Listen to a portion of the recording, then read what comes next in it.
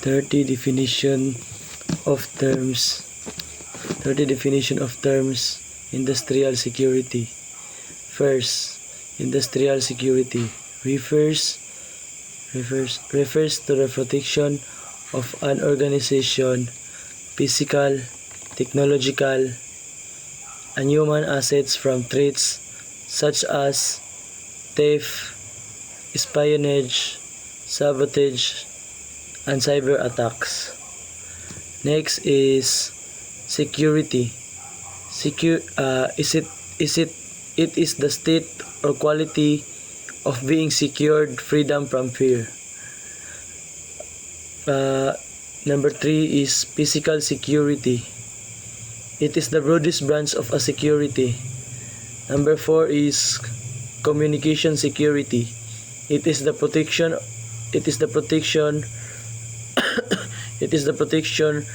resulting from various application of various measures that preserves or delay the enemy. Number 5, hotel security. It refers to the protections of baggage and assets. Number 6, bank security. A specialized type of physical security protecting the assets, personnel, and operation of a bank. Number 7, operational security. It deals with primary with the protection of processes, formula, patents, and other. Number 8, VIP security. It is applied for the protection of a high-ranking officials. Number 9, industrial security. This is a type of security applied to business groups engaged in industrials. Number 10, statutory or continuous lighting. It consists of a series of fixed luminaries at range to flood at given area. Number 11, central alarm system. A type of protective alarm system where the central station located outside. Number 12, labor locks. These locks are used to safe deposit boxes and for all practical purposes. Number 13, gaseous discharge lamp. Use of this lamp for security purposes is somewhat limited. Number 14, dial alarm system. This system is set to dial a predetermined numbers when the alarm is activated. Number 15, top guard. Top guard is an additional overhang of barbed wire fence placed on vertical which is 45 degree. Number 16, quartz lamp. Green light, quartz lamp.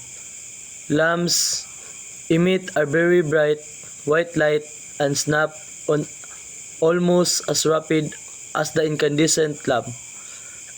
Number 17, capacitance property of two or more objects which enables to store electrical energy. Number 18, control unit, terminal box for all sensors. Number 19, fail-safe, term applied to a system when a component fails to function properly.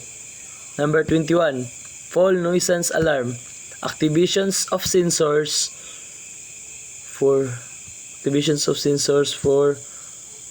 which no cause can be determined.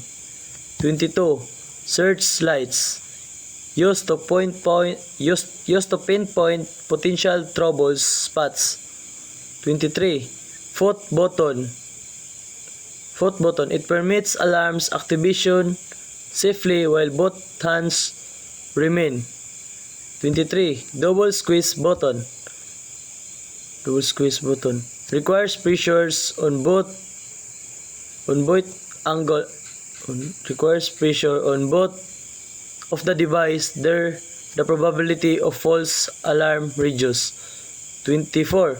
Bolts should not be more than 5,000 cubic feet. 26. Fresnel lights used to extend the illumination in long horizontal strips to protect the approaches to the perimeter barrier. 27. Single pass system. An employee is issued a badge of or pass coded for entry into Pacific areas. Number 28. Pass exchange system. Employees exchange their personal identification like ID or keycard, etc. for a special pass. Number 29. Locks. A mechanical, electrical, hydraulic, or electronic device. Number 30. Warded locks. It offers very little security. And that's all for my 30 definition of terms, sir.